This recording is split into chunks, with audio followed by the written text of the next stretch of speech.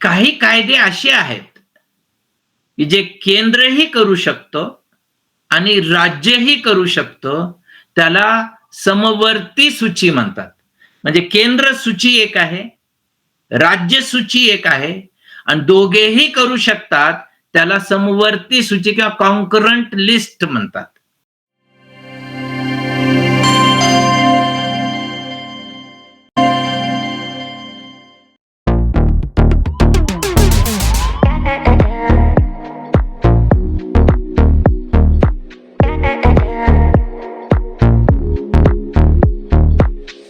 अखिल विश्वाला शांतीचा संदेश देणारे महाकारुणिक तथागत भगवान गौतम बुद्ध, विश्वरत्न बोधिसत्व, भारतीय घटनेचे शिल्पकार पूज्य डॉक्टर बाबासाहेब आंबेडकर या तमाम पुरुष महान स्त्री म्हणजेच महामातांना आणि संतांना या ठिकाणी विनम्र अभिवादन. संविधान जागृती देशाची प्रगती अंतर्गत आजचे 1223 आज अतिशय महत्वाचा विषय आहे. डॉक्टर संशोधन सर हे मुस्लिम सत्यशोधक मंडळाचे अध्यक्ष आहेत आणि म्हणून मी जास्त वेळ न घेता मी आदरणीय संशोधन सरांना विनंती करतो की सर आपण आपल्या या महत्वाच्या विषयाला सुरुवात करावी. आदरणीय संशोधन सर. 3 दिवसापूर्वी आपण देशाचं 77वं प्रजासत्ताक दिन साजरा केला. गणराज्य ज्याला आपण म्हणू, लोकशाही स्वीकारलेली अशी प्रजेची सत्ता असणार आणि याचबरोबर आपण आपलं जे संविधान आहे, भारतीय समाज कसा असला पाहिजे याचं चित्र डॉक्टर बाबासाहेब आंबेडकरांनी जे पाहिलं, त्या संविधानाला सुद्धा आपण स्वीकारून स्वतः प्रत अर्पित करून त्यालाही 77 वर्ष होत आहेत. पण आज एकूणच अशी परिस्थिती आहे, की भारतीय संविधान, त्याची विचार मूल्य याचा गळा दाबण्यात येतोय का?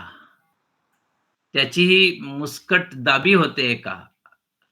हाही एक विचाराचा, चिंतनाचा, चिंतेचा आपणा सर्वांसमोरचा एक महत्वाचा विषय आहे. आणि समान नागरिक कायदा जो विषय समतेचा आहे, बंधुतेचा आहे, एकात्मतेचा आहे, सामाजिक न्यायाचा आहे, अशा विषयाच्या बाबतीमध्ये सुद्धा वेगवेगळे रंग जोडण्यात येत आहेत आणि सामाजिक विषय राजकीय करण्यात आलेला आहे. तेव्हा भारतीय संविधान खरं म्हणजे आपल्या सगळ्या उपस्थितांना भारतीय संविधानाची पुनरावृत्ती, त्याची रिव्हिजन, त्याबद्दलची मांडणी वेगळ्या पद्धतीने करण्याची तशी गरज नाहीये. परंतु समान नागरिक कायदा हा संविधानात्मक कर्तव्याचा भाग आहे.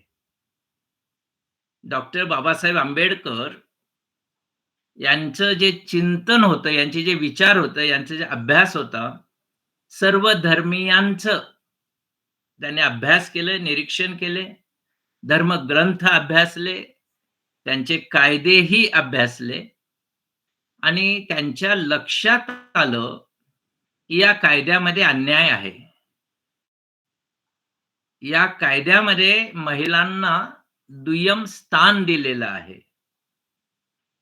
या कायद्यांच्यामुळे शोषण होत आहे आणि त्याचबरोबर विभक्ततावादी शक्ती वाढत आहेत.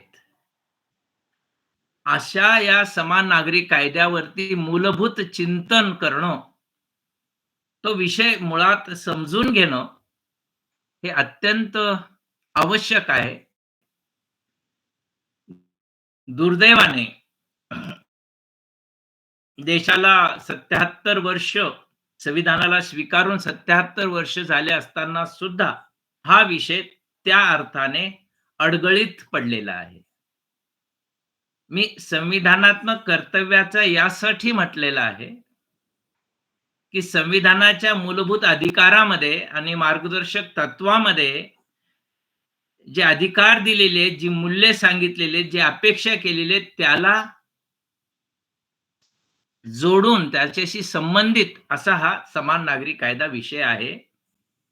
पण हा विषय लोकांच्या समोर ज्या पद्धतीने सादर करण्यात आला, हा विषय ज्या पद्धतीने त्याचं विश्लेषण करण्यात आलं, ज्या पद्धतीने राजकारण करण्यात आलं, त्यामुळे सर्वाधिक गैरसमज असलेला, सर्वाधिक राजकारण करण्यात आलेला आणि चुकीच्या पद्धतीने मांडण्यात आलेला असा हा विषय आहे.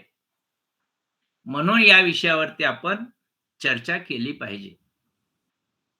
डॉक्टर बाबासाहेबांना असं वाटत होतं, की भारत आपला जो देश आहे, तो प्राचीन देश आहे आणि या प्राचीन देशाचं आधुनिक राष्ट्रात रूपांतर करायचं आहे. प्राचीन देशाचं आधुनिक राष्ट्रात रूपांतर करणं म्हणजे संविधानात्मक जी मूल्ये आहेत, जे आमच्या प्रास्ताविकेत मांडलेली आहेत, मूलभूत अधिकार म्हणजे भाग 3 मध्ये मांडलेली आहेत आणि भाग 4 संविधानाचा जो डायरेक्टिव्ह प्रिन्सिपल्स म्हणतो आपण किंवा मार्गदर्शक तत्वे म्हणतो, त्याच्याशी संबंधित आहे. तेव्हा संविधान आणि समान नागरिक कायदा हा वेगळा करता येत नाही. डॉक्टर बाबासाहेब आंबेडकर यांनी ज्या पद्धतीचं संविधान आपल्याला दिलेलं आहे, डॉक्टर बाबासाहेब आंबेडकर आणि संविधान मसुदा समितीचे सगळे सदस्य यांच्या प्रयत्नातून, पण प्रामुख्याने डॉक्टर बाबासाहेब आंबेडकर यांच्या विद्वत्तेतून, यांच्या प्रतिभेतून, यांच्या मानवतावादी विचारातून हे संविधान साकारलेलं आहे. संविधान येत असतानाच संविधानाला विरोध करणारी शक्ती आपल्या देशात होती आणि संविधान विरोधी शक्ती आज अधिक आक्रमक झाल्याचं लक्षात येत आहे. ते सत्तास्थानी सुद्धा आहेत. आज डॉक्टर बाबासाहेब आंबेडकरांचा वापर मुस्लिम समाजाच्या विरोधामध्ये सुद्धा करण्यात येतो आणि यासाठी त्यांचं गाजलेलं पुस्तक थॉट्स ऑन पाकिस्तान याचा वापर करण्यात येतो. थॉट्स ऑन पाकिस्तान हे डॉक्टर बाबासाहेब आंबेडकरांचं अत्यंत महत्वाचं पुस्तक आहे. देशातील एकूण सामाजिक, धार्मिक, सांस्कृतिक परिस्थिती आणि हिंदू मुस्लिम प्रश्न हे नेमके काय आहेत, हे त्यांनी आपल्या समोर मांडलेलं आहे.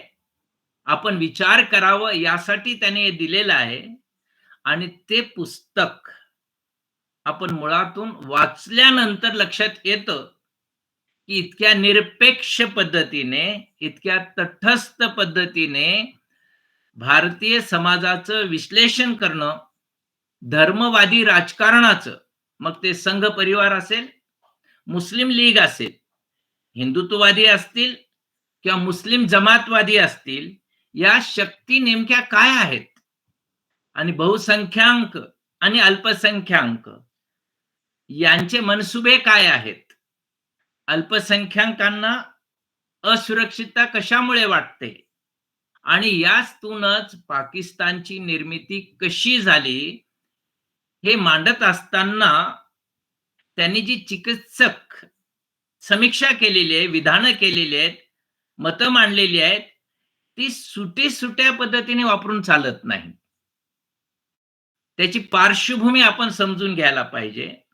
पण सिलेक्टेड विचार घ्यायचे आणि मुस्लिम समाजाची प्रतिमा भंजन करण्यासाठी त्याचा वापर करायचं, हे आज मोठ्या प्रमाणात होत आहे.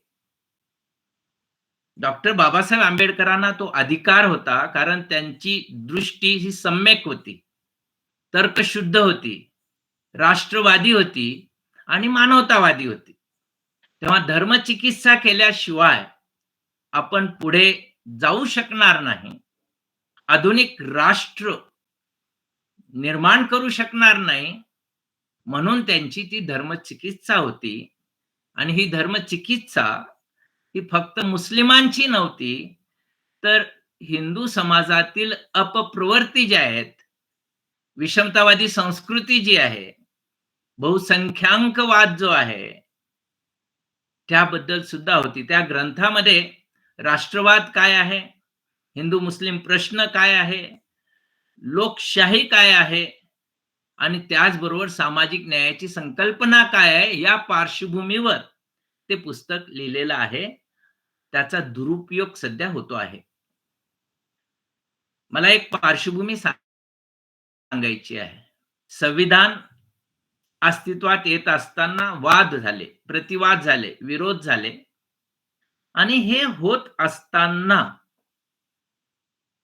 संघाचे प्रमुख कार्यकर्ते डॉक्टर मुंजे यांचं निधन झालं. निधन झाल्यानंतर 12 डिसेंबर 1948 ला त्यांची पहिली जयंती आलेली होती आणि यांच्या जयंती दिनी दिल्लीमध्ये रामलीला मैदानावरती डॉक्टर बाबासाहेब आंबेडकरांच्यावरचा राग व्यक्त करण्यासाठी, संविधानावरचा राग व्यक्त करण्यासाठी डॉक्टर बाबासाहेब आंबेडकरांची प्रतिमा जाळलेली होती. आता ही प्रतिमा कोणी जाळली? 12 डिसेंबर 1948 मध्ये हिंदुत्ववादी मानसिकतेने जाळली. आणि फक्त बाबासाहेबांचीच नाहीये, तर देशाचे पहिले पंतप्रधान पंडित जवाहरलाल नेहरू यांचीही जाळली. आणि हे जाळत असताना संविधान विरोध, बाबासाहेब आंबेडकरांचा विरोध हा त्याच्या पाठीशी होता. पुढे आपल्याला कल्पना आहे की समान नागरी कायद्यावरती प्रचंड असं मोठ्या प्रमाणात वाद झाले, प्रतिवाद झाले, समर्थन झालं, विरोध झाला आणि यामध्ये संघ परिवार होता, मुस्लिम लीग होती, मुस्लिम जमातवाद होता, ख्रिश्चन धर्म समुदाय होते, ज्यांना आपल्या धर्मांधतेचा, आपल्या परंपरा कालबाह्य कायद्यांचा अभिमान वाटत होता आणि समान नागरी कायदा आल्यानंतर हे आमच्या धर्म स्वातंत्र्यावरती घाला होणार आहे, अशी त्यांची भावना होती. आणि म्हणून सगळ्या धर्मियांनी समान नागरी कायद्याला विरोध केला. आणि मग पुढे असा एक मार्ग काढण्यात आला की समान नागरी कायदा हा मूलभूत अधिकारामध्ये समाविष्ट करण्याच्या ऐवजी तो आपण मार्गदर्शक तत्वात समावेश करावा आणि त्या पद्धतीने आर्टिकल किंवा ज्याला आपण कलम म्हणूया 44 मध्ये त्याचा समावेश झाला. मूलभूत अधिकार याचं उल्लंघन झालं तर आपण न्यायालयामध्ये दाद मागतो, पण मार्गदर्शक तत्वातील मूल्यांचा, विचारांचा, तत्वांचा उल्लंघन झालं, पायदळी तुडवण्यात आली, तर न्यायालयामध्ये त्याच्यावरती दाद मागता येत नाही. परंतु डॉक्टर बाबासाहेब आंबेडकरांनी असं स्पष्ट केलेलं होतं की मूलभूत अधिकार हे साधन आहे आणि मार्गदर्शक तत्व हे आपलं साध्य आहे, उद्दिष्ट आहे, जे मिळवायचं आहे.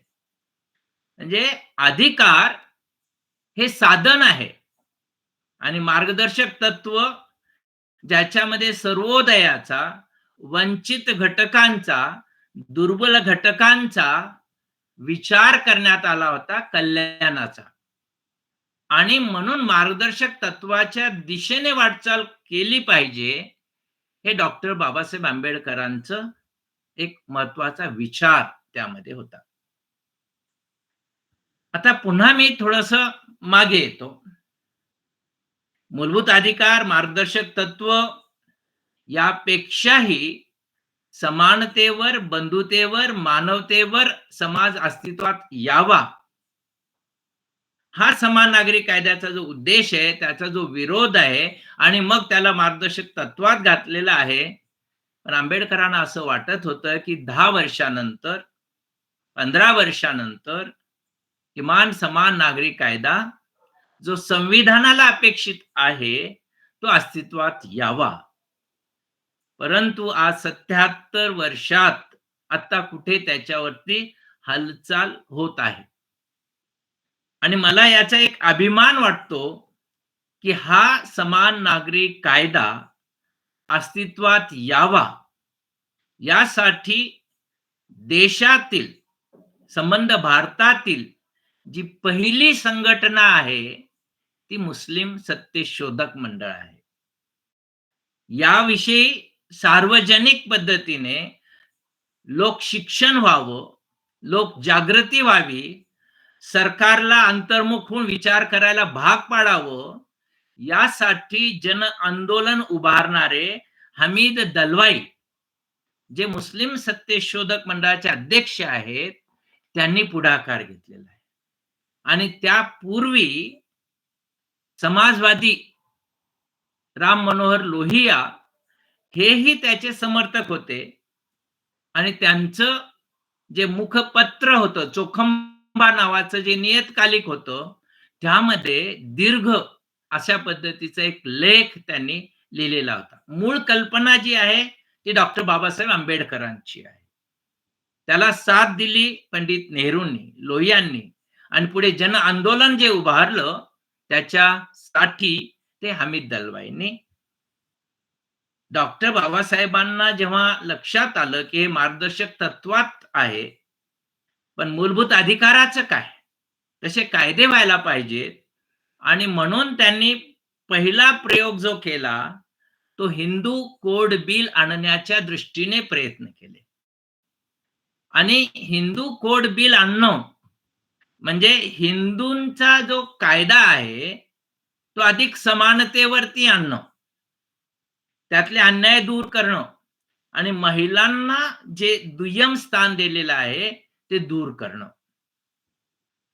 आणि असा हिंदू कोड बिल अस्तित्वात आणताना प्रचंड प्रमाणात विरोध झाला, त्यावरती चर्चा होत होती.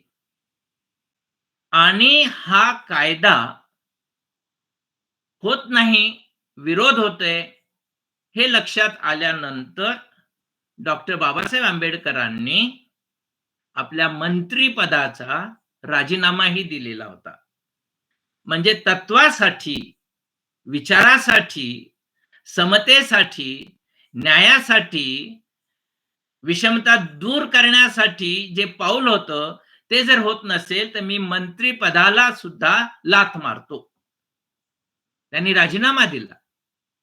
त्यानंतर पुन्हा निवडणुका झाल्या, पुन्हा हिंदू कोड बिल अस्तित्वात आलं आणि ते आणताना असा एक विचार नेहरूंनी मांडला की प्रथम जर आपण बहुसंख्याक असलेल्या हिंदू समाजामध्ये जर सुधारणा केली, समताधिष्ठित कायदे आणले, महिलांना संरक्षण दिलं, तर हिंदू समाजात जर धार्मिक कायद्यात बदल झाला तर बाकी अल्पसंख्याक समाज सुद्धा आपल्या कायद्यामध्ये सुधारणा करण्यासाठी तयार होईल, त्यांची मनोभूमिका निर्माण होईल, असा एक हेतू बाळगण्यात आलेला होता. आणि तो हिंदू कोड बिल शेवटी अस्तित्वात आला प्रचंड विरोधानंतर. अनेक महिला डॉक्टर बाबासाहेब आंबेडकरांच्या विरोधात गेलेल्या होत्या आणि आमच्या धर्मात तुम्ही हस्तक्षेप करू नका अशा म्हणणाऱ्या महिला पुढे आलेल्या होत्या. जसं तलाक बंद होऊ नये यासाठी महिलाच पुढे येतात. बहुपत्नीत्वाचा कायदा येऊ नये, बंदीचा कायदा, म्हणून मुस्लिम महिला पुढे येतात. त्या पद्धतीनेच हिंदू कोड बिल याला विरोध करणाऱ्या हिंदू महिला होत्या. परंतु जेव्हा डॉक्टर बाबासाहेब आंबेडकरांनी या हिंदू महिलांना या कायद्यात काय आहे आणि तुम्हाला कोणते अधिकार मिळणार आहेत हे व्यवस्थित पद्धतीने समजावून सांगितलं, तेव्हा डॉक्टर बाबासाहेब आंबेडकरांच्या विषयी त्यांच्या मनात आदर निर्माण झाला आणि याच महिलांनी डॉक्टर बाबासाहेब आंबेडकरांचा जयघोष करायला सुरुवात केली. मग हिंदू समाजासाठी हे आले, इतर धर्मियांसाठी काय करायचं? आणि मग त्यांनी पर्याय आणला तो 1954 मध्ये, म्हणजे विशेष विवाह कायदा, ज्याला आपण स्पेशल मॅरेज ऍक्ट म्हणतो किंवा ज्याला आपण रजिस्टर्ड मॅरेजचा कायदा आपण म्हणतो, की ज्या कायद्यानुसार दोघं पती पत्नी हिंदू असतानाही त्या कायद्याअंतर्गत विवाह करू शकतात. दोघेही मुस्लिम असतानाही आपला पारंपरिक व्यक्तिगत कायदा बाजूला ठेवून विशेष विवाह कायद्याअंतर्गत नोंदणी करू शकतात. आणि त्याचबरोबर एक हिंदू आहे, मुस्लिम आहे, ख्रिश्चन आहे, बौद्ध आहे, जे महात्मा फुल्यांचं स्वप्न आहे आंतरधर्मीय विवाहांचं, अशा विवाहांना सुद्धा आपापली धर्म, आपापल्या श्रद्धा अबाधित ठेवून, कायम ठेवून हे विवाह करता येतं, ज्यामध्ये कुठल्याही धर्मांतराची गरज नसते. म्हणजे हिंदू पद्धतीने कुणाला लग्न करायचं असेल तर दोघेही हिंदू पाहिजेत. मुस्लिम पद्धतीने लग्न करायचं असेल, निकाह करायचा असेल तर दोघेही मुस्लिम पाहिजे. आणि यातलं जो कोणी नसेल, स्त्री किंवा पुरुष, त्यांना तो धर्म स्वीकारावा लागतो. मात्र विशेष विवाह कायदा हा एकमेव असा आहे की ज्यामध्ये धर्मांतराची गरज नसते, आपापला धर्म कायम ठेवून हा विवाह नोंदवता येतो. असा स्पेशल मॅरेज ऍक्ट आणला, परंतु तो अनिवार्य न करता तो ऐच्छिक स्वरूपात ठेवण्यात आलेला होता. आणि ऐच्छिक ठेवल्यामुळे एक लोकशिक्षणासाठी लोकांना कळावं म्हणून त्याचा वापर व्हायला लागला. आणि मला इथे नोंदवायचंय की हमीद दलवाई आणि त्यांच्या पत्नी मेहरुनिसा दलवाई या मुस्लिम असून सुद्धा त्यांनी विशेष विवाह कायद्याअंतर्गत विवाह केलेला होता. कारण मुस्लिम समाज जरी असला आणि त्यांनी जर विशेष विवाह कायद्याअंतर्गत विवाह केला तर त्याला तोंडी तलाक देता येत नाही. तर तलाक कुठल्याही पद्धतीचा देता येत नाही, न्यायालयाबाहेर दुसरं लग्न करता येत नाही, हलालाही करावं लागत नाही. किंवा मुस्लिम व्यक्तिगत कायद्यातल्या या ज्या त्रुटी आहेत, या उणिवा आहेत, या ज्या तरतुदी आहेत, त्याचा परिणाम होत नाही आणि समान अधिकार दोघांना मिळू शकतो. आणि या मार्फत लोक शिक्षण व्हावं, जागृती यावी, हा त्या पाठीमागचा हेतू होता.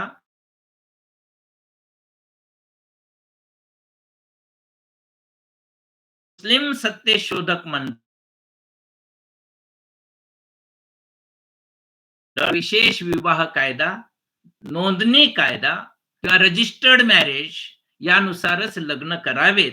आणि आज इथे जशी समीना आहे, अनेक जण आहेत की ज्यांनी आंतरधर्मीय विवाह केलेला आहे, नोंदणी पद्धतीने केलेला आहे. आणि असे आमच्याकडे संघटनात्मक पद्धतीने काम ही चालू असतं. थोडस या कायद्याची पार्श्वभूमी सांगितली. या विषयाला अजून मला पुढे घेऊन जायचंय, पण तत्पूर्वी काही गोष्टी मला सांगायच्या आहेत, की आपल्या समाजामध्ये अगदी उच्च शिक्षित सुद्धा, म्हणजे मी तर म्हणेल प्राध्यापक सुद्धा अनभिज्ञ आहेत, अज्ञानी आहेत आणि त्यांना सुद्धा समान नागरी कायदा काय हे माहिती नाहीये. अजून सुद्धा काही लोक असं म्हणतात, की आपल्या देशामध्ये आरक्षण आहे. आरक्षणाचा लाभ घेणारे लोक आहेत. अनेकांना त्याच्यामुळे अन्याय होतो आणि समान नागरी कायदा आल्यानंतर आरक्षण दूर होईल, नष्ट होईल, निघून जाईल आणि सगळे समान होतील. वास्तविक आरक्षण आणि समान नागरी कायदा याच्यात तीळ मात्र संबंध नाहीये. आरक्षण हा स्वतंत्र विषय आहे, कल्याणाचा विषय आहे, पॉझिटिव्ह डिस्क्रिमिनेशनचा आहे, सकारात्मक ज्याला भेद की पुढे आणण्यासाठी जे कमकुवत घोडे आहेत, दुबळे आहेत, त्यांना समान संधी देण्यासाठी हा आरक्षणाचा भाग आहे. त्याचा आणि समान नागरी कायद्याचा कुठेही संबंध नाही. पण गैरसमज मात्र मोठ्या प्रमाणात आहेत. मग समान नागरी कायदा आहे तरी काय? पहा, आपल्या देशामध्ये गुन्हेगारी कायदा होता. तो सुद्धा धर्माधिष्ठित होता. जसं मुस्लिमांचा शरीयत ऍक्ट. एखाद्याने वाईट वागलं तर डोळे काढणं, चोरी केली तर हात तोडणं, उभं पूर्ण, अशा शिक्षा होत्या. हिंदू धर्माच्याही वेगळ्या शिक्षा होत्या. परंतु इंग्रजाच्या काळामध्ये इंडियन पिनल कोड आलं, फौजदारी कायदा आला आणि धर्माधिष्ठित हे जे गुन्हेगारी कायदे होते ते रद्दबादल झालेले आहेत. याच पद्धतीने एव्हिडन्स ऍक्ट आलं, वेगवेगळे कायदे आले की जे सर्व भारतीयांना समान आहेत, आजही समान आहेत. फक्त आणि फक्त समान नागरी कायदा जो आहे तो कौटुंबिक विषयापुरतं मर्यादित आहे. म्हणजे आज जर आपण असा विचार केला तर असं लक्षात येते की देशामध्ये आत्ता सुद्धा 95% समान नागरी कायदा आहेच. या समान नागरी कायदा आहे ना, याला समान नागरी संहिता असंही म्हणतात. पण संहिता हाच शब्द योग्य आहे. त्याला युनिफॉर्म सिव्हिल कोड, कोड म्हणजे संहिता. पण आपल्याकडे कोडला लॉ म्हणजे म्हणण्याचा प्रघात झालेला आहे, म्हणून संहितेच्या ऐवजी मी कायदा वापरतोय, पण हे संहिता आहे. आणि देशात 95% समान नागरी कायदा आहे याचा अर्थ काय? कुणी गुन्हा केला तर सर्वच भारतीयांना, गुन्हेगारांना समान शिक्षा होते. जसं रस्त्यावरती एखाद्याने सिग्नल तोडलं, पोलिसांनी पकडलं, तर त्यांना सारखी फाईन द्यावी लागते, दंड द्यावा लागतो. एखाद्याने खून केला, चोरी केली, बलात्कार केला, तर त्यांना तो हिंदू आहे म्हणून वेगळा, तो मुस्लिम आहे म्हणून वेगळा असं नाहीये. साक्षी पुराव्याचा कायदा सुद्धा वेगळा नाहीये. फक्त 5% कायदे हे हिंदूंचे वेगळे, ख्रिश्चनांचे वेगळे, जे त्याला पारशींचे वेगळे, मुस्लिमांचे वेगळे, असे वेगवेगळे आहेत. आणि ते कशाच्या बाबतीत आहेत? फक्त 5 गोष्टींच्या बाबतीत आहेत. पहिली गोष्ट विवाह. म्हणजे अन्य धर्मियांना एकच पत्नी हा विवाह करता येतो. मुस्लिमामध्ये बहुपत्नीत्व त्या कायद्यामध्ये परवानगी आहे. या बाबतीत हिंदूंचे कायदे वेगळे, मुस्लिमांचे कायदे वेगळे किंवा अन्य धर्मियांचे वेगळे, मुस्लिमांचे वेगळे आहेत. जसं बहुपत्नीत्व आहे, विवाह आहे, तसं घटस्फोट. इतर धर्मियांचे घटस्फोट हे न्यायालयीन मार्गानेच व्हावे लागतात. न्यायालयातूनच व्हावे लागतात. मुस्लिम समाजात जे तलाके बिद्दत म्हणतात किंवा तलाके सुन्नत म्हणतात, म्हणजे तोंडी एकतर्फी तलाक ज्याला म्हणतात, तलाक, तलाक, तलाक म्हणून सोडून देणं हा जो प्रकार आहे, स्वप्नात आलं तरी तलाक, चेष्टेने तलाक म्हटलं तरी तलाक, नशेमध्ये म्हटलं तरी तलाक आणि रागातून म्हटलं तरी तलाक, असं झालं तरी तलाक होतो. हा तलाक आहे बिद्दत. किंवा एक महिन्याच्या अंतराने तलाक देणं, त्याला तलाक सुन्नत. त्याच्यातही प्रकार आहेत. खुला आहे, हसन आहे, अहसन आहे. त्या तपशिलात जात नाही. पण इतर धर्मियांचे घटस्फोटाचे कायदे आणि मुस्लिमांचे कायदे यात फरक आहे. मूल दत्तक घेण्याच्या बाबतीमध्ये वेगवेगळ्या धर्माचे वेगवेगळे कायदे आहेत. मुस्लिमामध्ये व्यक्तिगत कायद्यानुसार मुलाला दत्तक घेता येत नाही, विकत घेता येतं. किंवा याचबरोबर नवऱ्याने गैरसमजातून, रागातून, चेष्टेने तलाक दिला, पण त्याला असं वाटलं की अरे मी चूक केली, हे बरोबर नाही केलं, त्याला पश्चाताप झाला, तर पुन्हा तो आपल्या पत्नीला, तलाक दिलेल्या पत्नीला पत्नी म्हणून स्वीकारू शकत नाही. त्यासाठी त्या महिलेला हलाला करावा लागतो. म्हणजे हलाला म्हणजे काय? दुसऱ्या पुरुषाशी विवाह करायचं. त्या पुरुषाने तिच्याशी लैंगिक संबंध आणायचे. वैवाहिक संबंध प्रस्थापित करायचे. नंतर त्यांनी तलाक द्यायचा आणि त्यांनी तलाक दिल्यानंतर पहिल्या नवऱ्याने लग्न करायचं. हे हलाला प्रोसेस याला म्हणतात. तो हलाल व्हेज नॉन व्हेज म्हणजे कापण्याचा तो हलाल वेगळा. हे हलाला म्हणजे चुकून तलाक दिला आणि पत्नी म्हणून पुन्हा एकत्र राहायचं आहे, तर दुसऱ्या पुरुषाशी विवाह करणं, त्यांनी त्याचा वापर करणं, नंतर तलाक देणं, म्हणजे चोर सोडून संन्यासाला फाशी देणं. हे का आलं, कशामुळे आलं, त्याची हिस्ट्री काय, हा वेगळा विषय. किंवा विल, मृत्यूपत्र असेल, वारसा असेल, ज्याला सक्सेशन म्हणूया, पारंपरिक संपत्तीचे अधिकार म्हणूया, या बाबतीतही कायदे वेगळे आहेत. आणि पोटगीचाही मध्यंतरी शाहबानो प्रकरणाच्या वेळेस लक्षात आलेला मुद्दा. म्हणजे विवाह, घटस्फोट, मूल दत्तक घेणं, हलाला, संपत्ती या संदर्भामध्ये वेगवेगळे कायदे आहेत आणि यालाच आपण कौटुंबिक कायदे म्हणतो. आणि प्रश्न फक्त तेवढ्या पुरताच मर्यादित आहे. त्याच्यात समानता आणावी, सर्वांना समानता द्यावी, समान न्याय द्यावा, समान संरक्षण द्यावं, या हेतूने समान नागरी कायद्याची मांडणी झालेली आहे. याचा अर्थ फक्त मुस्लिम समाजातच ड्रॉबॅक आहेत, दुबळेपणा आहे, अन्याय आहे, शोषण आहे, विषमता आहे, असं नाहीये. इतर धर्मियांच्या मध्ये सुद्धा अशा अनेक विषमता होत्या. कालांतराने त्यात सुधारणा झालेली आहे.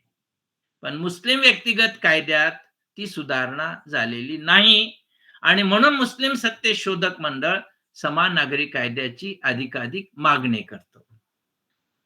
मुद्दा नंबर 2, आपल्याकडे देशामध्ये ह्या प्रकारचा समान नागरी कायदा अस्तित्वात यावा, याचेच एक प्रारूप म्हणून विशेष विवाह कायदा आणला गेलेला आहे. स्पेशल मॅरेज ऍक्ट अस्तित्वात आलेला आहे आणि त्या आधारे आपण समान नागरी कायद्याकडे जाऊ, अशी एक अपेक्षा बाळगलेली होती. आता मी असं म्हटलं की देशात समान नागरी कायदा नाही, हे सुद्धा अर्धसत्य आहे. देशामध्येच गोवा गोवा आपल्या लगतचा, कोकणाला लगत असलेला गोवा हे राज्य आहे. तिथे मात्र समान नागरी कायदा स्वातंत्र्यापूर्वीपासूनचा आहे आणि त्याचं कारण असं आहे, आजही गोवा हे एकमेव राज्य असं आहे की जिथे समान नागरी कायदा आहे. पण याची पार्श्वभूमी अशी आहे, की आपल्या देशावर, भारतावर जे इंग्रजांचं किंवा ब्रिटिशांचं राज्य होतं, त्यावेळेस गोव्यामध्ये पोर्तुगीजांचं राज्य होतं. पोर्तुगीज आणि पोर्तुगीजांनी गोव्यातील सर्व धर्मीयांच्यासाठी एकच कौटुंबिक कायदा केलेला होता. सर्वांना समान, आणि तो मुस्लिमांनी स्वीकारलेला होता. सर्व धर्मियांना एकच कायदा असणारं भारतातील एकमेव राज्य म्हणजे गोवा. तो पोर्तुगीजांनी जो आणलेला होता तोच स्वातंत्र्योत्तर काळात कायम ठेवण्यात आला आणि ते वापरण्यात येत होता. मध्यंतरीच्या काळात काही लोकांनी ते घालवण्याचा प्रयत्न केला, पण तसं झालं नाही. पण गोवा मध्ये समान नागरी कायदा असला तरी एक लक्षात घ्या, एक विनोद असा आहे तिथे, मुस्लिमांना दुसरं लग्न करता येत नाही, पण हिंदूंना मात्र गोव्यामध्ये दुसरं लग्न करता येतं. आणि त्याचं कारण असं अपवाद आहे, की हिंदू समाजात विवाह झाल्यानंतर 5 वर्ष किंवा त्या पत्नीचं 30 वर्ष वय होईपर्यंत जर त्याला मुलगा झाला नसेल, म्हणजे मुलगीचा नाही म्हणत मी, मुलगा झाला नसेल, तर मूलप्राप्तीसाठी दुसरं लग्न कायदेशीर मानण्यात येतं. म्हणजे त्या पाठीमागे हिंदू संस्कृती असेल, काही प्रथा असतील, अ, तो अग्नी देण्यासाठी वंशाचा दिवा म्हणून असेल, अनेक कारणाने सांस्कृतिक लक्ष देऊन हिंदूंसाठी ती मुभा देण्यात आलेली होती. आता मी तुला गोव्यातला हा एक प्रकार सांगितला. अजून एक प्रकार, गेल्या 1-2 वर्षापूर्वी देशामध्ये उत्तराखंड हे एक असं राज्य आहे, जिथे समान नागरी कायदा अस्तित्वात आला आहे, आणला गेलेला आहे. हा समान नागरी कायदा आला आहे, परंतु तो संविधानाला अपेक्षित असणारा आहे का, याबद्दल प्रश्नचिन्ह आहेत. समान नागरी कायदा इररिस्पेक्टिव्ह ऑफ रिलिजन, कास्ट, क्रीड, ट्राइब्स, प्रॉव्हिन्स, कुठलाही भेद न करता सर्वांसाठी असायला पाहिजे, अशी अपेक्षा आहे. आणि डॉक्टर बाबासाहेब आंबेडकरांनी त्यासाठी म्हटलंय, it should be throughout the territory of India. भारताच्या सर्व भूभागावरती हे असलं पाहिजे. आता उत्तराखंडमध्ये जो समान नागरी कायदा आणलेला आहे, त्यामध्ये काही वर्ग, काही जमाती, ट्राइब्स यांना वगळण्यात आलेलं आहे. त्यांना त्यांचे पारंपरिक कायदे पाळण्याची मुभा दिलेली आहे.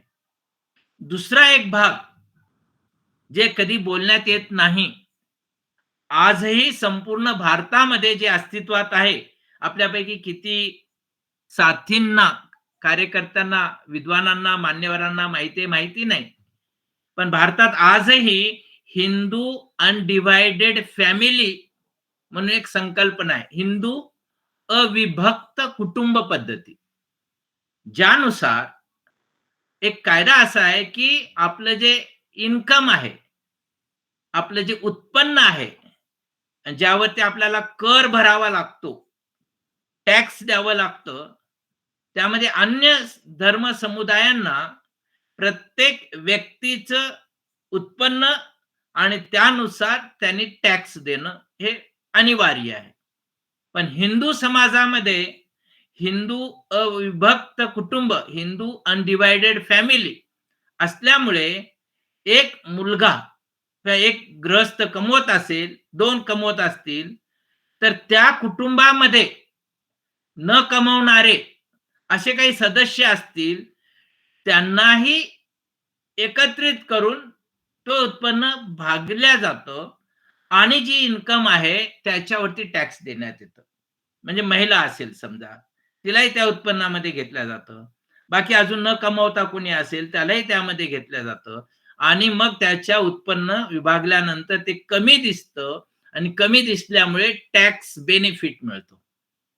त्यांना कर देताना फायदा होतो. हा जो भाग आहे तो उत्तराखंडमध्ये जो आता नवीन समान नागरिक कायदा आलेला आहे त्यामध्ये तसाच ठेवलेला आहे.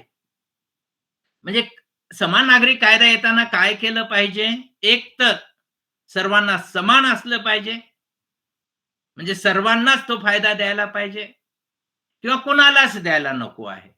पण उत्तराखंडमध्ये मात्र हा एक भाग आहे. दुसरं लिव्ह इन रिलेशनच्या बाबतीमध्ये कायदा करण्यात आलेला आहे. त्याच्या वयांच्या बाबतीमध्ये काही जाचक अटी घालण्यात आलेल्या आहेत. एकूण नियमांच्या मध्ये म्हणजे यामध्ये सुद्धा ड्रॉबॅक्स आहेत, उणिवा आहेत, लूप होल्स ज्याला आपण म्हणतो, तो उत्तराखंडच्या समान नागरिक कायद्यात आहे.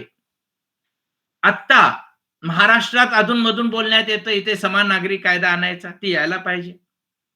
पण तरी पण उत्तराखंडचा जो समान नागरिक कायदा आहे, त्याचं आम्ही स्वागत यासाठी केलं, किमान मुस्लिम महिलांना त्यामुळे समानता मिळालेली आहे. म्हणजे पुरुष तोंडी तलाक देऊ शकणार नाही, दुसरं लग्न करू शकणार नाही. या ज्या अपप्रवृत्ती आहेत, अपसंस्कृती आहे, कायदे आहेत, त्याचा परिणाम होणार नाही. म्हणजे महिलांना सुरक्षितता मिळणार आहे. म्हणून किमान आमच्या कार्यासाठी तो दृष्टिकोन ठेवून मुस्लिम महिलांना समान अधिकाराचा मुद्दा लक्षात घेऊन त्याचं आम्ही स्वागत करतो. अधूनमधून गुजरातमध्ये बोलण्यात येतं. पण आपलं म्हणणं असं आहे, की समान नागरिक कायदा हा जो विषय आहे, जर तो throughout the territory of India करायचा असेल, तर राज्यांनी करण्याऐवजी ते केंद्र शासनाने केलं पाहिजे. पण झालंय असं संविधानामध्ये कार्यक्षेत्र म्हणजे कोणते कायदे कोण करू शकतो याची विभागणी केलेली आहे. म्हणजे असे काही विषय आहेत, क्षेत्र आहेत, ज्यामध्ये केंद्र सरकारच फक्त कायदे करू शकतो. म्हणजे रेल्वे असेल, संरक्षण असेल, टपाल असेल, दळणवळण असेल, असे केंद्रच्या दृष्टीने महत्वाचे जे विभाग आहेत त्यामध्ये कायदे करू शकतो तो केंद्र सरकार. आणि राज्य कोणते कायदे करू शकते, राज्याला कोणते कायदे करण्याचा अधिकार आहे, याची पण एक यादी आहे, लिस्ट आहे. त्याला राज्य लिस्ट म्हणतात. आणि काही कायदे असे आहेत, की जे केंद्रही करू शकतो आणि राज्यही करू शकतो. त्याला समवर्ती सूची म्हणतात. म्हणजे केंद्र सूची एक आहे, राज्य सूची एक आहे आणि दोघेही करू शकतात. त्याला समवर्ती सूची किंवा कॉन्करंट लिस्ट म्हणतात. हा जो समान नागरिक कायदा आहे किंवा वैवाहिक कायद्याच्या बाबतीतले आहेत ते समवर्ती सूचीत येतो. म्हणजे राज्यही करू शकतं. पण आपलं म्हणणं असं आहे की समजा आज महाराष्ट्राने केलंय, उत्तराखंडने केलंय आणि नंतर केंद्राने पण केलेलं आहे. उत्तराखंडच्या कायद्यात महाराष्ट्राच्या कायद्यात विसंगती असली किंवा केंद्राने केलेल्या कायद्यात आणि राज्याने केलेल्या कायद्यात विसंगती असली तर कुठला कायदा प्रधान मानायचा? तर अर्थात केंद्राचाच मानावा लागेल. अशा प्रसंगी आत्ताच प्रॉब्लेम निर्माण करण्यापेक्षा आपली विनंती अशी आहे, अपील असं आहे, की केंद्र सरकारनेच समान नागरिक कायदा अस्तित्वात आणायला पाहिजे. पण केंद्र काय करतोय? राज्यांच्या वरती या जबाबदाऱ्या सोपवते. म्हणजे याच्या पोलरायझेशनसाठी, ध्रुवीकरणासाठी याचा वापर करते. आज अनेक राज्यामध्ये भाजपचं सरकार आहे. पण तिथे अजूनपर्यंत समान नागरिक कायदा आलेला नाही. कारण समान नागरिक कायद्याला अनेक वेळा हिंदू समाजाचाच विरोध आहे. आणि हा हिंदू समाजाचा विरोध कशासाठी आहे? त्याचं कारण काय आहे? त्याचाही बारकाव्याने अभ्यास केला पाहिजे. तो असा, की आपल्याला माहिती आहे, की मुस्लिम समाजाला, ख्रिश्चन समाजाला या देशात जेव्हा हिंदू राष्ट्र निर्माण होईल तेव्हा त्यांना दुय्यम नागरिकत्व द्यायचं, सेकंडरी सिटिझनशिप द्यायची. मुस्लिमांना आणि हिंदूंच्या अजेंड्यामध्ये आहे, पुस्तकामध्ये आहे, विचारामध्ये आहे, तत्वप्रणालीमध्ये आहे, की मुस्लिमांना दुय्यम नागरिकत्व द्यायचं. आता हा जर अजेंडा असेल दुय्यम नागरिकत्वाचा आणि जर समान नागरिक कायदा आणला तर काय होणार आहे? सर्वांना समान नागरिकत्व द्यावं लागणार आहे. सर्वांना समान नागरी अधिकार द्यावे लागणार आहेत. म्हणून समान नागरी कायद्याचा पहिला जो आधार आहे तो समान नागरिकत्व, समान नागरी अधिकार हा आहे. म्हणजे समान नागरी कायद्याची बांधिलकी, त्याची कमिटमेंट ही समान नागरी अधिकाराची आहे. त्याचं काय करायचं? समान नागरी कायद्याची जी दुसरी बांधिलकी आहे ती सेक्युलरिझमशी आहे, धर्मनिरपेक्षतेशी आहे. अर्थात आपल्याकडे सेक्युलरिझम नीट पद्धतीने मांडण्यात आलेला नाही. सर्व धर्म समभावापर्यंतच आपली मजल गेलेली होती, ती पण आता दूर व्हायला लागलेली आहे. म्हणजे सर्व धर्म समभाव म्हटल्यानंतर त्या धर्माला त्याच्यासारखं, या धर्माला याच्यासारखं, धर्माला धुमाकूळ घालता यावं यासारखी ती प्रोव्हिजन आहे. म्हणून सर्व धर्म समभावापेक्षा सेक्युलरिझम हा महत्वाचा आहे. आणि सेक्युलरिझम सुद्धा म्हणजे धर्मनिरपेक्षता सुद्धा हे योग्य शब्द नाही आहे. धर्मनिरपेक्षता, धर्मातीतता, निधर्मीपणा, धर्मतटस्थता हे शब्द सेक्युलरिझमच्या जवळ जातात, पण एक्झॅक्ट तंतोतंत नाही आहेत. त्याला शब्द आहे ऐहिकता, या पृथ्वीवरचं जगणं, त्याच्या आध्यात्मिक जीवनाशी, मरणोत्तर लाईफशी संबंध नाही आहे. म्हणून धर्मनिरपेक्षतेशी बांधिलकी असणं हे संविधानाचं, आपल्या समान नागरी कायद्याचं महत्व आहे. पण आजच आपण बघतो की या देशातील समाजवाद आम्ही संपवलाय, आता आम्हाला धर्मनिरपेक्षता संपवायची अशी भाषा व्हायला लागली. धर्मनिरपेक्षता हे एक थोटांड आहे, चुकीचं आहे. डॉक्टर बाबासाहेब असं म्हणण्यात येतं, डॉक्टर बाबासाहेब आंबेडकरांनी सोशलिझम आणि सेक्युलरिझम मूळ प्रस्तावनेत कुठं दिलेलं होतं, असा प्रश्न काही वेळा विचारण्यात येतो आणि त्याचा विरोध करण्यात येतो. मूळ प्रस्ताविकेमध्ये जरी नसला तरी संपूर्ण मूलभूत अधिकारामध्ये आणि मार्गदर्शक तत्वामध्ये धर्मनिरपेक्षता आहे. आणि म्हणून जे आत आहे ते वरती आणून ठेवलेलं आहे. आणि तो आपल्या संविधानाचा इसेन्शियल पार्ट आहे, बेसिक स्ट्रक्चरचा भाग आहे, मूलभूत चौकटीचा भाग आहे. पण आज या धर्मनिरपेक्षतेची बांधिलकी कुठे आहे? आम्ही किमान धर्मनिरपेक्षता म्हणजे, किमान सेक्युलरिझम म्हणजे धर्माचं राज्य संस्थेमध्ये, शासनामध्ये हस्तक्षेप नसला पाहिजे, किंवा शासनाने कुठल्याही धर्माच्या बाबतीमध्ये अपभाव, पक्षपात, प्रमोशन, पुरस्कार करू नये, म्हणजे धर्मनिरपेक्ष. इथपर्यंत तरी आपण आलो होतो. कुठल्याही धर्माला डिस्क्रिमिनेशन नाही, धर्माचं शासन व्यवस्थेमध्ये हस्तक्षेप नाही, म्हणजे धर्म नाही. पण आज घडीला बघतो धर्म संस्था आणि राज्य संस्था कशा पद्धतीने हातात हात घालून चाललेले आहेत.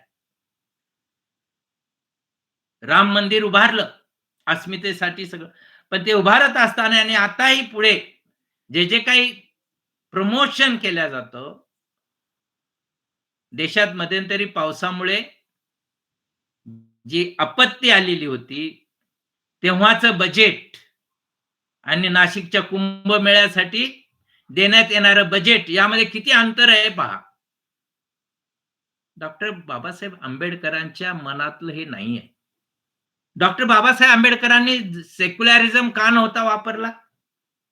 कारण भारतीय पार्श्वभूमी थोडी वेगळी होती.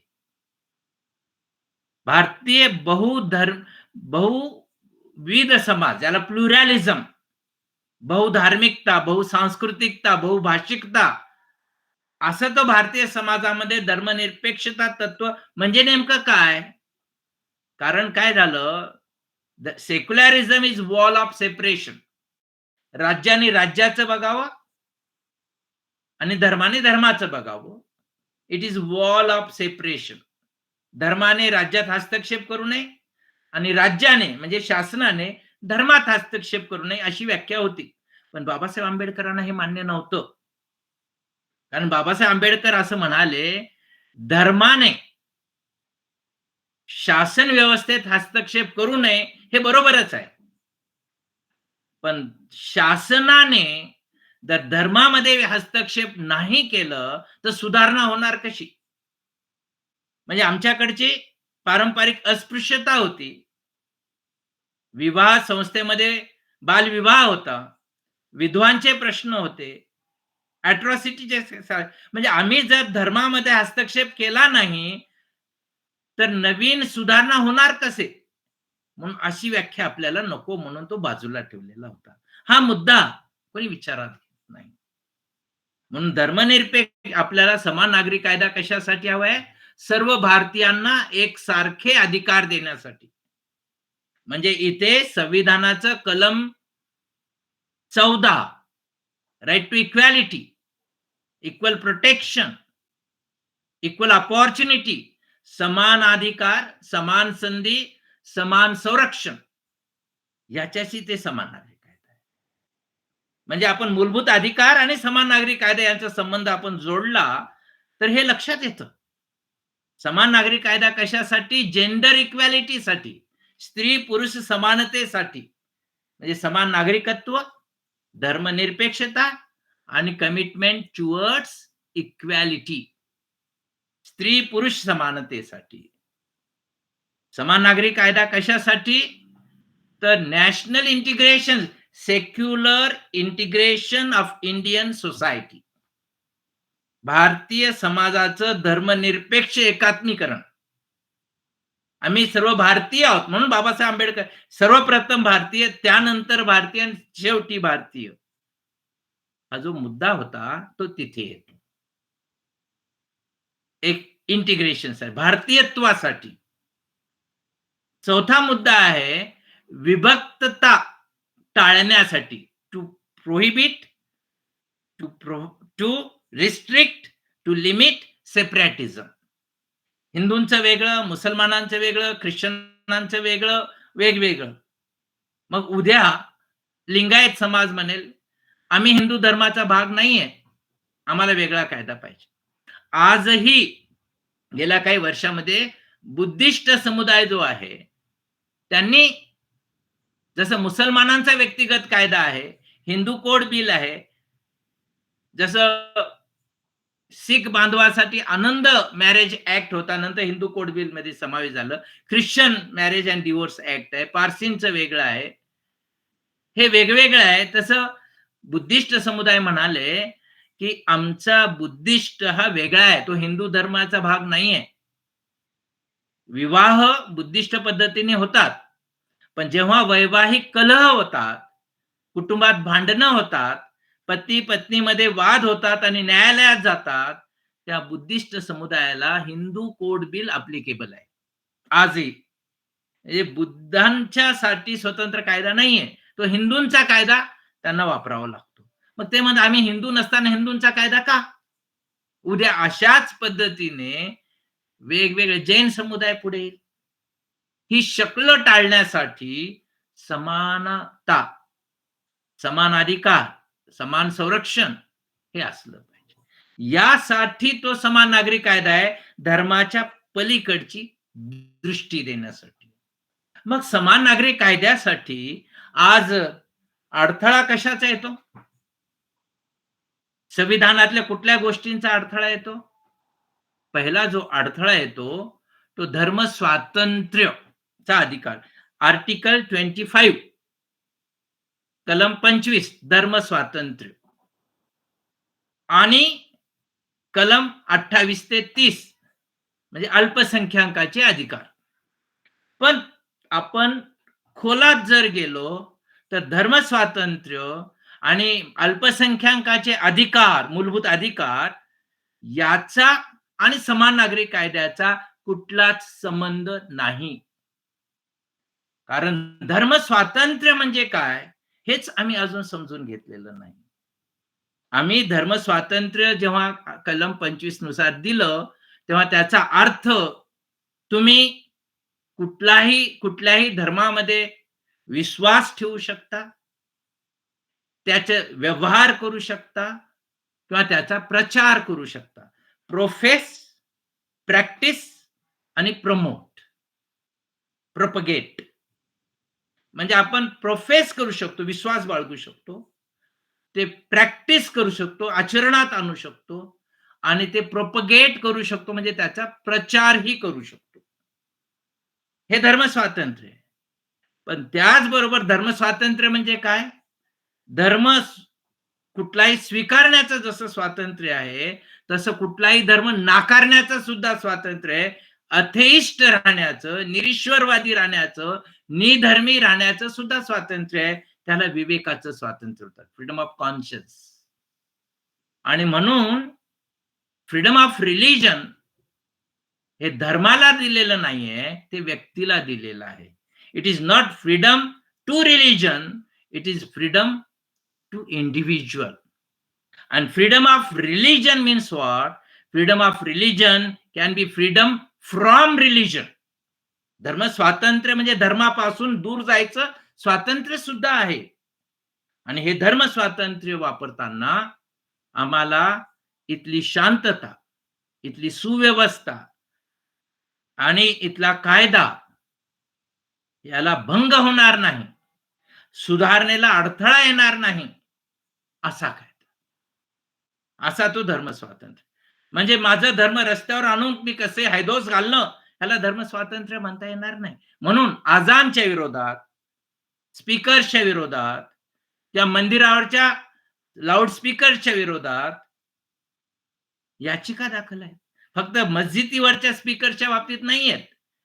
ज्यामुळे ध्वनी प्रदूषण होतं त्याच्याबद्दल ते नियम आहेत, पण चव्हाट्यावर आणल्या जाते ते मस्जिदीवरचे भोंगेच फक्त. ते मुसलमानांनी आणायला पाहिजे असंही नाही. तसं वागलं पाहिजे. कायद्याचं पालन करणं, त्याची नैतिकता, त्याची कर्तव्य सर्वांच्यासाठी.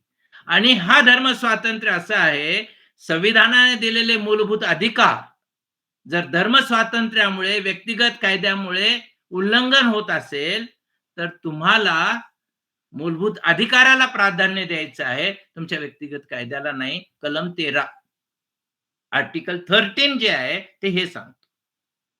धर्मातल्या तरतुदी, धार्मिक कायद्यातील तरतुदी आणि मूलभूत अधिकार यात विसंगत होत असेल, कॉन्ट्राडिक्टरी होत असेल, तर मूलभूत अधिकाराला महत्व आहे. हे धर्म स्वातंत्र्य म्हणजे समान आम्हाला धर्माचं स्वातंत्र्य, आम्ही कसंही वागू असं चालणार नाही. अल्पसंख्याकांचे जे अधिकार आहेत, आमची संस्कृती, आमच्या श्रद्धा, आमची भाषा, आमची स्क्रिप्ट, लिपी याचं स्वातंत्र्य. हे पहा, कायदा हा प्रथा असते, ती श्रद्धा नसते. आणि या प्रथा काल सापेक्ष व्हायला पाहिजेत, काळानुसार बदलता आल्या पाहिजेत. आणि म्हणून जे जे विसंगत आहे, चुकीचं आहे, अयोग्य आहे, ते बदलणं याचा आणि अल्पसंख्याकाच्या अधिकाराचा कुठलाच संबंध नाहीये. आणि म्हणून आपल्याकडे आतापर्यंत हे कायदे निर्माण झालेले आहेत आणि मध्यंतरी तलाकबंदी विधेयक सुद्धा आपल्याकडे आलेलं आहे. तेव्हा या पलीकडे जेव्हा आपण मूलभूत हक्कांच्या सारखं, जसं धर्म स्वातंत्र्याबद्दल बोललो, अल्पसंख्याकाच्या अधिकाराबद्दल बोलतो, हे जसेच्या तसे, म्हणजे काही लोक इतकं गैरसमज करतात. मुस्लिम समाजामध्ये असं म्हणतात की अगर समान नागरिक कायदा आएगा तो तुमको टिकली लगाना पड़ेगी, समान नागरिक कायदा आएगा तो आपको सप्तपदी करना पड़ेगी, समान नागरिक कायदा आएगा तो अमुक करायला लागतं. आणि इकडे पण हे लोक म्हणतात समान नागरिक कायदा नाही म्हणून आम्ही 5-5 लग्न करतो, समान नागरिक कायदा नाही म्हणून आम्ही 25-25 मुलांना जन्म देतो. म्हणजे इकडचे लोक या पद्धतीने अपप्रचार करतात, इकडचे लोक या पद्धतीने अपप्रचार करतात, पण याचा आणि धर्माचा कुठला संबंध नाही. हा मुद्दा लक्षात घ्यायला. आणि म्हणून हा गैरसमज निर्माण करणारा, ध्रुवीकरण निर्माण करणारा आणि मुळातच ज्या समान नागरी कायद्याला संघ परिवाराने विरोध केला होता, तो संघ परिवार आज का म्हणतोय समान नागरी कायदा पाहिजे? कारण मुसलमानांना 2-2 बायका करता येतात. आम्हालाच करता येत नाही. दुखतं. आणि किती मुसलमान ते करतात याचं सर्वेक्षण पहा. त्याचं स्टॅटिस्टिक पहा. त्याचं संख्याशास्त्र पहा. असं लक्षात आलं की मुसलमानापेक्षा बिगर मुसलमानांच्या मध्ये हा प्रमाण जास्त आहे. घटस्फोटाच्या बाबतीमध्ये सुद्धा अरे एक सोडून दुसरी करता येते. आपल्यालाही सोडता आलं. आता हे कायदे अधिक काल सुसंगत व्हायला पाहिजे. आजच्या आधुनिक जगाशी तोडून-मोडून ते व्हायला पाहिजे आणि हे प्रथा आणि श्रद्धा ज्याला आपण इबादत आणि आदत श्रद्धेचा विषय नाहीये, हा दैनंदिन जीवनातला विषय आहे. श्रद्धेच्या बाबतीत कॉम्प्रोमाइज नाही. तुम्हाला विशिष्ट धर्मात, विशिष्ट देवाच्या नावात कुठेही विचारात आस्था असेल, ती पाळा, त्याचा विचार करा, त्याचा प्रचार करा, ते स्वातंत्र्य आहेच. मार्गदर्शक तत्वामध्ये जो मानवतावाद आहे, जी सुधारणा आहे, या सगळ्या पर्यावरणाचा मुद्दा आहे. याचा आणि पुन्हा या गोष्टीचा संबंध येत असतो. असं सर्वांगीण पद्धतीने जेव्हा आपण विचार करू, तेव्हा लक्षात येतं, की समान नागरी कायदा हा फक्त अजेंड्यावर ठेवून चालणार नाहीये. तो फक्त पोलरायझेशनसाठी वापरून चालणार नाहीये. ते विशिष्ट धर्म गटाला अ, लक्ष्य करण्यासाठी, टार्गेट करण्यासाठी वापरून चालणार नाहीये. तर प्रामाणिक इच्छाशक्ती असायला पाहिजे. आंतरिक इच्छाशक्ती असायला पाहिजे. स्त्री-पुरुष समानता. आपण समानतेचा भाग म्हणतो. पण केरळमध्ये, शबरीमलामध्ये न्यायालयाने निवाडा दिल्यानंतर सुद्धा तिथं महिलांना मंदिरामध्ये प्रवेश नाहीये. अनेक ठिकाणी आता प्रतिगामित्वाकडे आपला समाज जायला लागलेला आहे. आणि आपण आंबेडकरी जनता, ज्यांना बाबासाहेब आंबेडकर म्हणाले होते, की मी इथपर्यंत आणून ठेवलेलं आहे तुम्हाला. आपण याच्या मागे तर जाणार नाही ना, याची तरी काळजी घ्या. तुम्ही पुढे जायला पाहिजे. मागे तरी जाणार नाही ना, याची काळजी आपण घ्यायला पाहिजे. म्हणून समान नागरी कायदा हा अत्यंत व्यापक विषय आहे. मूलभूत असा हा विषय आहे. ज्याबद्दल गैरसमज आहेत, ते दूर करता आले पाहिजेत. योग्य पद्धतीने लोक शिक्षणही करता आलं पाहिजे. आणि मुस्लिम सत्यशोधक मंडळाने आज तागायत म्हणजे शहाबानो प्रकरणात राजीव गांधीला आम्ही भेटलो, ज्ञानी जैल सिंगला आम्ही भेटलो. महिलेला मिळणारी पोटगी आहे ते भारतीय नागरिक म्हणून द्यायला पाहिजे, विशिष्ट धर्माची म्हणून नाही. आता परवा सायराबानोच्या वेळेस पंतप्रधान मोदींना आम्ही भेटलो. आम्ही एकच सूचना केलेली होती आणि आता सुद्धा ती जर केली ना, की कुठल्याही धर्माचे हे जोडपे असू द्या, न्यायालयीन मार्गानेच घटस्फोट व्हायला पाहिजे. आणि जोपर्यंत घटस्फोट होत नाही, तोपर्यंत दुसरं लग्न करता येऊ नये. हा बेसिक एवढा जरी बदल केला, तरी समान नागरी कायद्याचा जवळपास 80% भाग अस्तित्वात आल्यासारखा. एकच नियम करायचा. घराच्या बाहेर म्हणजे न्यायालयाच्या बाहेर घटस्फोट होऊ नये आणि दुसरं लग्न करायचं असेल तर पहिल्या बायकोचा घटस्फोट झालेला असलं पाहिजे. आपल्या देशामध्ये अशा पद्धतीने ख्रिश्चनांच्या मध्ये बदल झालेले आहेत. हिंदूंच्या मध्ये बदल झालेले आहेत. मुस्लिम कायद्यात सुद्धा बदल करणं म्हणजे इस्लाम धोक्यात नाहीये. इस्लाम खतरे में नाही आहे. हे लोकशिक्षण करणं हे अत्यंत गरजेचं आहे. आणि म्हणून एक पद्धत असते. आपण जेव्हा आधुनिक होतो, आपण कालसापेक्ष होतो म्हणजे काय होतो, की आपल्या एकूण प्रथा आहेत, आपले कायदे आहेत. जे चांगले आहेत ते रिटेन करता आले पाहिजे, ते जतन करता आलं पाहिजे. जे थोडेसे बिघडलेले आहेत, त्याच्यात रिफॉर्म करता आली पाहिजे. त्याच्यात सुधारणा करता आली पाहिजे. आणि जे अगदीच कालबाह्य झालेले आहेत, अन्यायकारक आहेत, ते रिमूव्ह करता आलं पाहिजे.